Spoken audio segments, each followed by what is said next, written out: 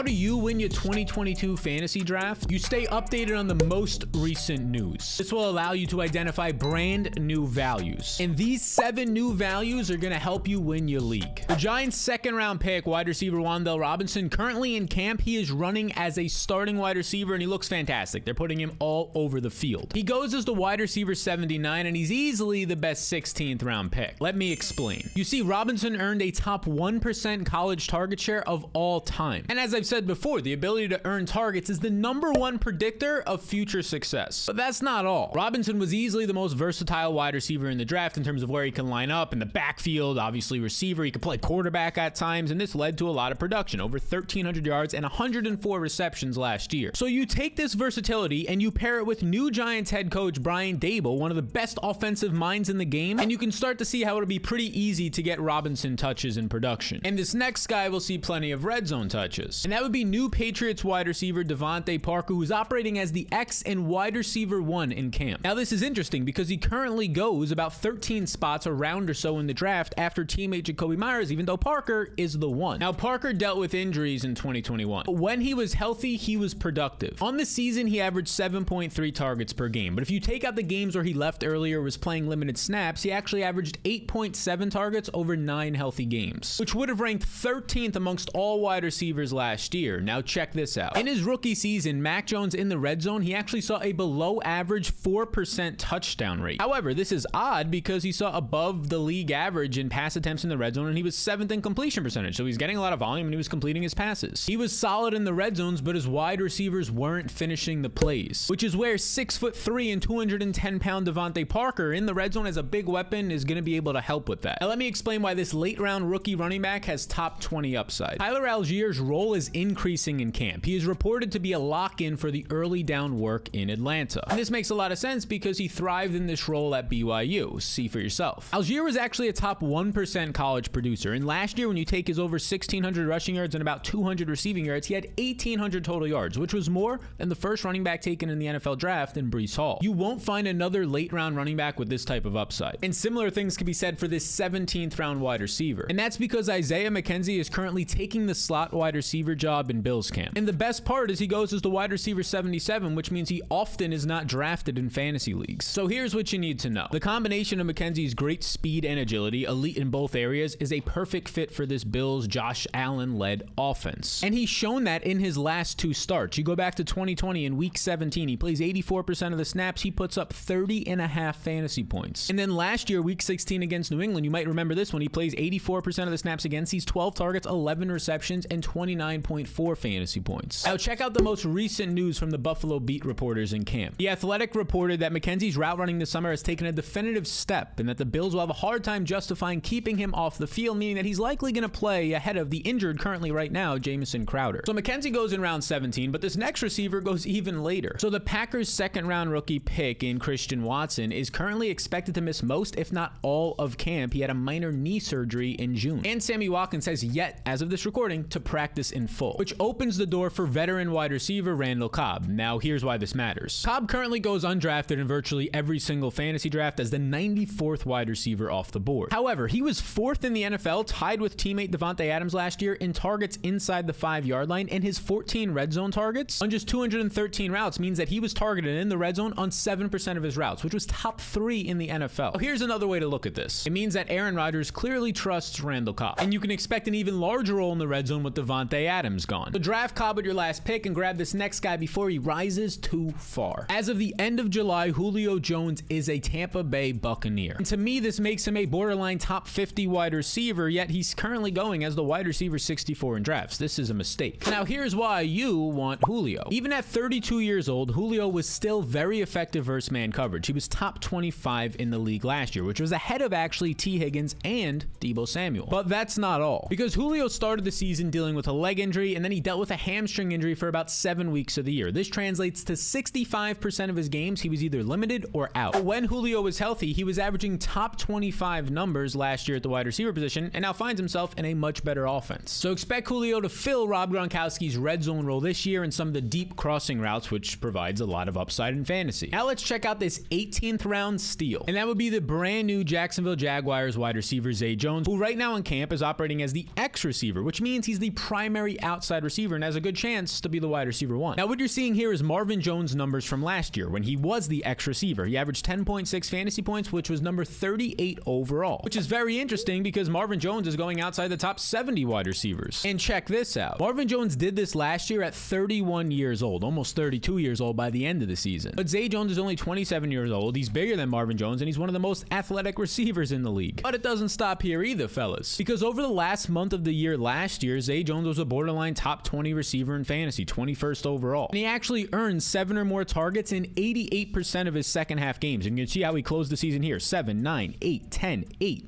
targets. This was a fantastic end of the year for Jones. And not to mention, Jacksonville made him a top 30 paid wide receiver this year, signing him to a contract that will average around $8 million per year, incentivizing that they're going to need to use him a good amount. And right now, I have Zay Jones 61 picks ahead of the consensus. I view him as like a 12th to 13th round pick, but you can get him in the 18th round. He's actually, as you can see here, my 4th overall value in all of fantasy football. Now, if you want to see the rest of my top 200, my tiers, my wants and avoids list, and a whole lot more, you could do so by clicking the link in the description to acquire the Supreme cheat sheet and following the 2 simple steps. And I'll also throw in a $20 Amazon gift card. And if for some reason you don't like the cheat sheet, I'll refund you $10 minimum deposit, which is what it takes to get it, and you can keep the $20 gift card. So if you want to join the hundreds of other people utilizing the cheat sheet right now to dominate their drafts, click the link in the description to learn more. Now, because of recent news, this next wide receiver might be the best value in fantasy football. And that's Saints wide receiver Michael Thomas, who has been running routes in camp, and apparently he looks 100%. His first time practicing in over 500 days. Now, let me explain why this is so crucial. It's important because Michael Thomas currently goes as the wide receiver 34, even though he's never finished worse than 7th in fantasy. As you can see right here, in healthy seasons, he's finished 7th, 4th, 6th, and 1st. And you might be saying, oh, but there's no Drew Brees there. Yeah, that's not a concern. Because believe it or not, in 10 games without Drew Brees, he actually scores more fantasy points per game. It's very close, 18.5 compared to 18.7, but still,